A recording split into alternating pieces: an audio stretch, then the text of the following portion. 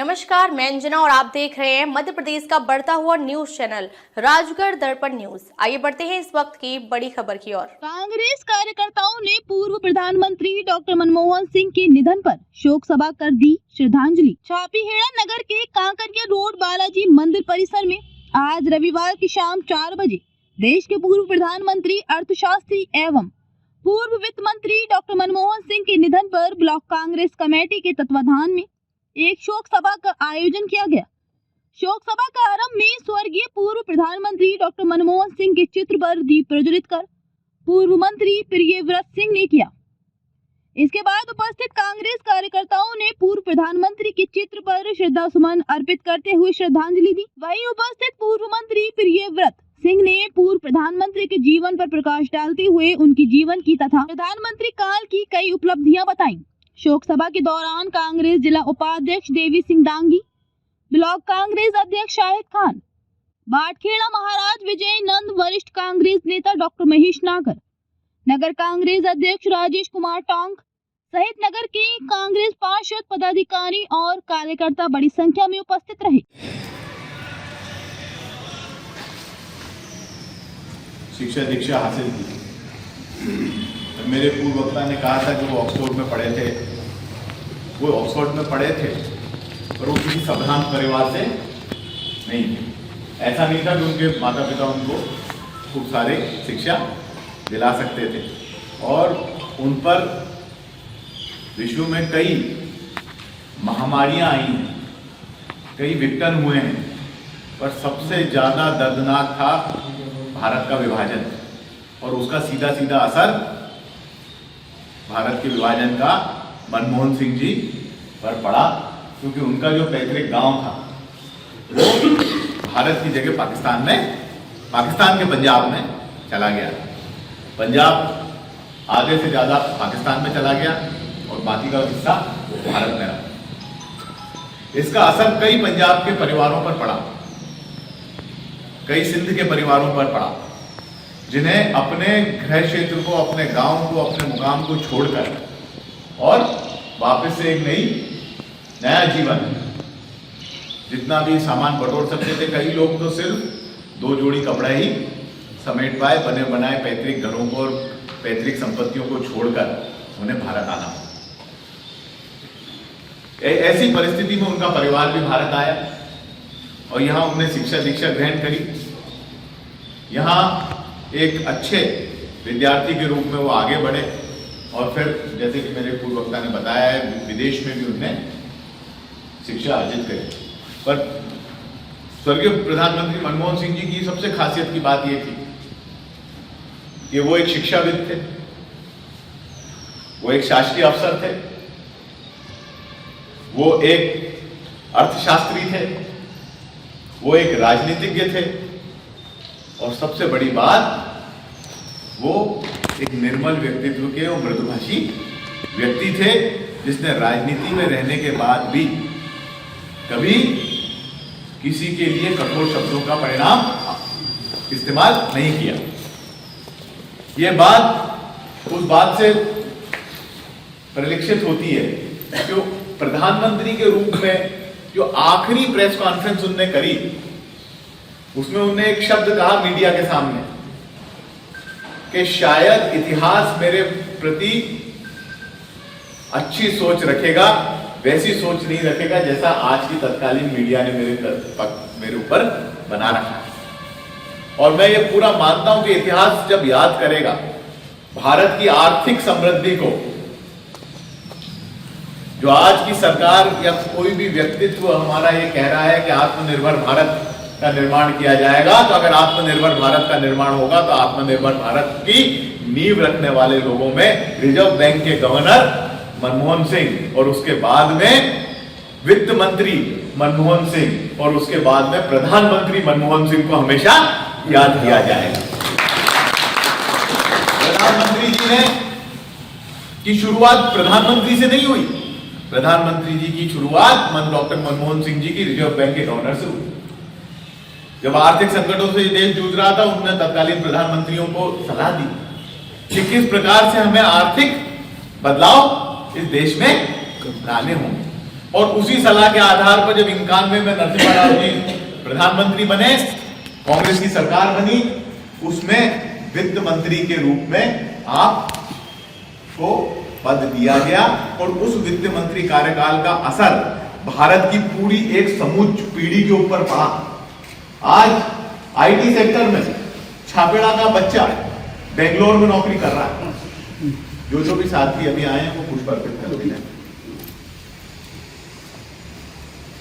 वो बेंगलोर में आज छापेड़ा का बच्चा पढ़ रहा है। आज छापेड़ा का बालक विदेश में नौकरी कर रहा है। क्या ये छापेड़ा कभी विश्वास कर सकता था डॉक्टर नागर साहब और हमारे जो बड़े बुजुर्ग यहाँ, क्या ये संभव था? पर आज छापेड़ा के बच्चे भी विदेश में आईटी सेक्टर में काम कर रहे हैं। आज विदेश की आईटी सेक्टर की कंपनियां भारत में आई।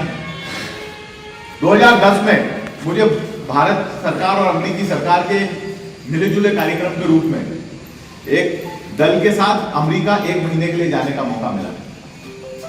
उसमें अमेरिका की राजनीतिक व्यवस्था की स्टडी थी, उसमें वहां पे कैसे लोकल सेल्फ गवर्नमेंट चलती है, मतलब स्थानीय शासन कैसे चलता है, वहां की पंचायतें, वहां की नगर पालिकाएं कैसे चलती हैं, इनके बारे में देखने का और समझने का मौका दिया गया। एक बांग्लादेश के सांसद थे, एक निरमा के प्रोफेसर थे, मैं विधायक के रूप में मध्य प्रदेश से था, एक और विधायक असम से थे, एक श्रीलंका के सांसद थे।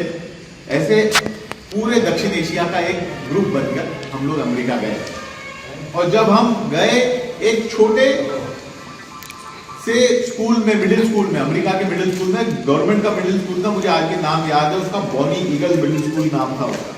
वहाँ बच्चों से मिलने का जब हमें मौका मिला कि भाई ये विदेश का दल आपके बीच में आया है, हमें बिठाया गया कुर्सियों के ऊपर और सामने बालक बालिकाओं को बिठाया गया और उनसे बोला कि विदेश से सांसद हैं, विधायक लोग हैं, इनसे आप अपने प्रश्न रखिए।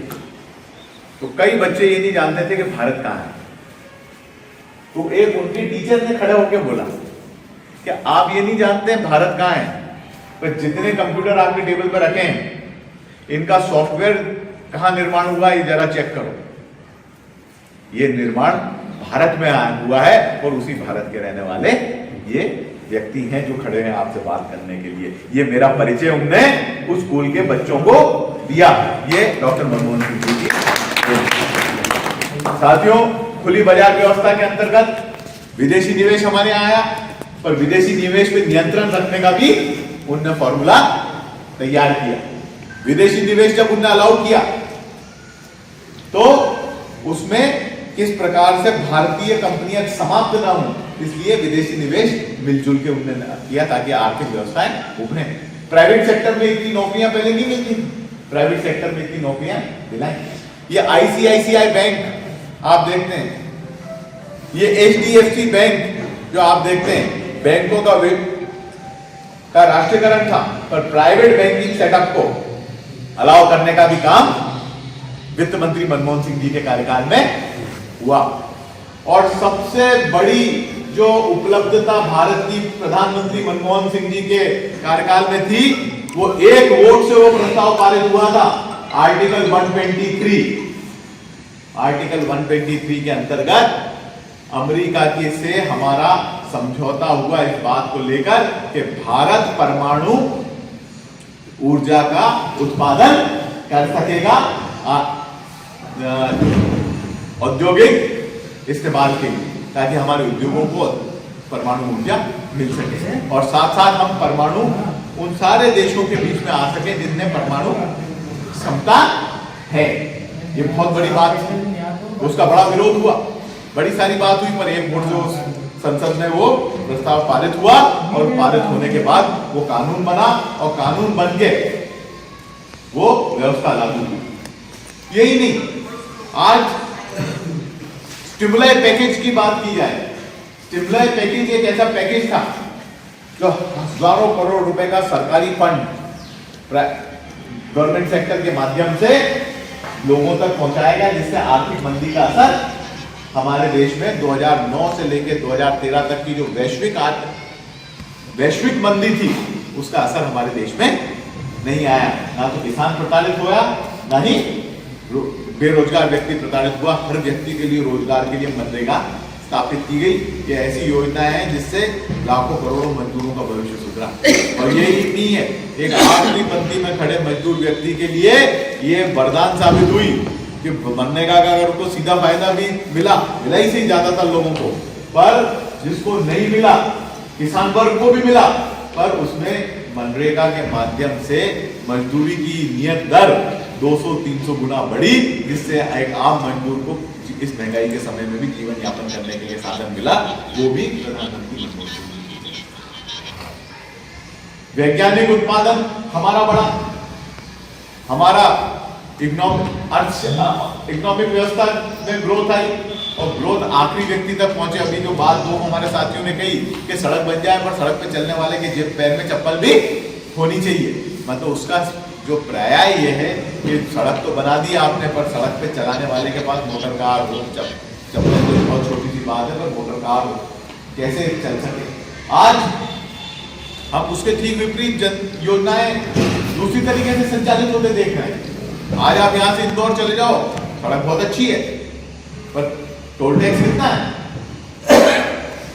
यहां से दिल्ली का टोल टैक्स लगभग 2000 रुपया है अगर गाड़ी से जाओ, सिर्फ टोल टैक्स। टैक्स वो सरकार में जमा हो रहा है, आपसे वसूला जा रहा है, पर उस टैक्स का क्या हो रहा है जो आप पहले से सरकार में जीएसटी के माध्यम से जमा कर रहे हैं, मतलब डबल टैक्सेशन। ये डबल टैक्सेशन की मार जनता के ऊपर ना पड़े, ये भी मनमोहन सिंह जी ने अपने प्रधानमंत्री कार्यकाल में लिखा कि एक व्यक्ति के ऊपर एक ही टैक्स लागू होगा, डबल टैक्सेशन नहीं होगा, डुअल टैक्स पॉलिसी नहीं होगी। इससे भारत की आर्थिक समृद्धि और ज्यादा बढ़ी। तो मेरा आपसे यही निवेदन है कि आज डुअल टैक्स पॉलिसी नहीं चल रही। एक उत्पादन पे टैक्स लगता है, फिर उसका फिनिश प्रोडक्ट है, उसके ऊपर उससे ज्यादा टैक्स लगता है। किसी चीज के ऊपर 5-7% टैक्स है, उसके बाद आप उसी कपड़े से बना हुआ शर्ट खरीदेंगे, उसके ऊपर 18% टैक्स। तो जब व्यापारी वो खरीद रहा है बिना सिला कपड़ा, तो उस समय भी टैक्स जमा हो रहा है, और फिर जब वो सिल के कपड़ा भेज रहा है तब भी टैक्स कट रहा है, तो डबल टैक्स पॉलिसी हो गई। तो ये सारी चीजों से बचने के लिए मनमोहन सिंह जी ने बहुत आर्थिक व्यवस्थाएं की थी, और ये उनकी आर्थिक व्यवस्थाएं और आर्थिक नीति विश्व में सराही गई। साथ ही उनने मनमोहन सिंह जी के 3 बेटियां, उनको राजनीति में नहीं उतारा। एक दिल्ली विश्वविद्यालय में हिस्ट्री डिपार्टमेंट की हेड थी, अब तो रिटायर हो गई। एक अमेरिका में सिविल राइट्स की सबसे बड़ी लॉयर है, ह्यूमन राइट्स की लॉयर है, और तीसरी अशोका यूनिवर्सिटी में शिक्षा के क्षेत्र में काम कर रही प्रोफेसर।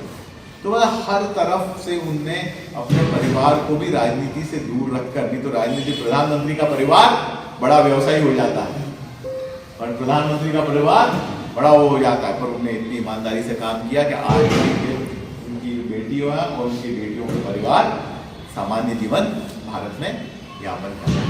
ये एक सादगी का प्रतीक उनकी है, उनको जितना उनको सराहा जाए वो कम है। आज हमारे बीच में वो नहीं है, और उनकी योजनाएं, उनकी लेगेसी है, उनकी लिखी हुई किताबें हैं, उनकी आइडियोलॉजी है, उनकी सोच है, और इस सोच को हम आगे बढ़ा सकें, ये हम सब लोगों का विशेष ध्यान है। उनने कभी राजनीतिक क्षेत्र में भेदभाव नहीं किया। एक मैं बहुत बड़ा उदाहरण आपको तो बता, कई जगह हम लोग विधायक थे 2008 से 13, सारे विधायकों की शिकायत थी कि जो केंद्र सरकार से पैसा आ रहा है उसमें लोकल सरकार भ्रष्टाचार कर रही है। कई भ्रष्टाचार के मामले मनरेगा में मध्य प्रदेश सरकार के बाहर भी आए, बुंदेलखंड पैकेज में भारी भ्रष्टाचार की बातें आई। तो हम सारे विधायक एक बार ये कहने गए कि साहब ये पैसा। अब तक के लिए बस इतना ही, फिर मिलते हैं कैसे ही बड़ी खबर के साथ। तब तक के लिए नमस्कार और देखते रहिए राजगढ़ दर्पण न्यूज। अगर आपको वीडियो पसंद आई हो तो लाइक करें व शेयर करें। ऐसे ही लेटेस्ट अपडेट पाने के लिए बेल आइकन प्रेस करना ना भूलें। अगर आप हमें फेसबुक या फिर इंस्टा के माध्यम से देख रहे हैं तो हमारे पेज को फॉलो जरूर करें। धन्यवाद।